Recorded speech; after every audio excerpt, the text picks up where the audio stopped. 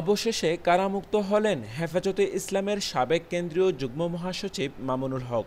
শুক্রবার সকাল 10টার দিকে তিনি গাজীপুরের কাশিমপুর হাই সিকিউরিটি কারাগার থেকে জামিনে মুক্তি পান।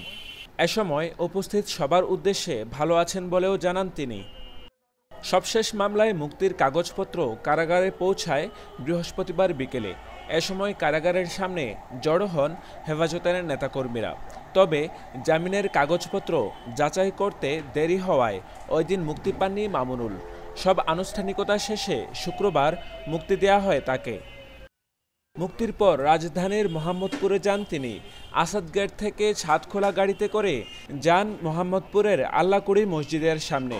এ সময় হেফাজত সমর্থকদের ফুলের শুভেচ্ছায় সিক্ত হন তিনি।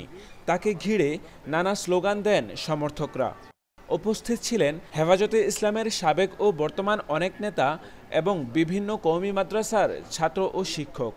আল্লাহ পাক রব্বুল আলামিনের শুকরিয়া আদায় করি।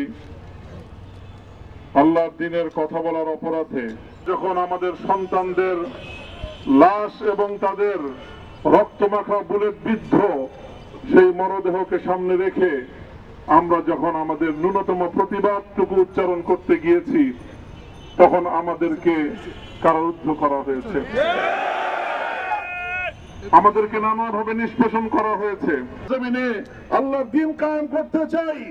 আমাদের তাআলাউ ইলা কালিমাতিন সাওয়াইন বাইনানা ওয়া বাইনাকুম এই এক মন্ত্র উজ্জীবিত হয়ে আল্লাহর দ্বীনের ঝান্ডা সমুন্নত করবার এই আন্দোলন এবং সংগ্রামে আমি নিজেকে উৎসর্গ করার ঘোষণা করছি।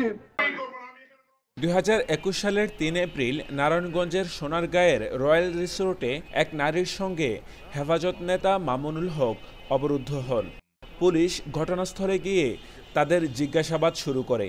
খবর পেয়ে হেফাজতের স্থানীয় নেতাকর্মীরা রিসোর্টে গিয়ে ভাঙচুর চালিয়ে তাকে ছিনিয়ে নিয়ে যায়। তবে ঘটনার পর থেকে মোহাম্মদপুরের রাহমানিয়া আরাবিয়া মাদ্রাসায় অবস্থান করেন মামুনুল হক। পরে 18 এপ্রিল মাদ্রাসা থেকে মামুনুল হককে গ্রেফতার করে পুলিশ। 30 এপ্রিল সোনারগাঁও থানায় তার বিরুদ্ধে বিয়ের প্রলোভনে ধর্ষণের মামলা দায়ের করেন তার সঙ্গে রিসোর্টে অবরুদ্ধ হওয়া ওই নারী। যদিও ওই নারীকে তার দ্বিতীয় স্ত্রী দাবি করে আসছেন মামুনুল হক। এরপর ওই মাসেই দেশের বিভিন্ন স্থানে তার বিরুদ্ধে রাষ্ট্রদ্রোহ সহ অর্ধশতাধিক মামলা হয়।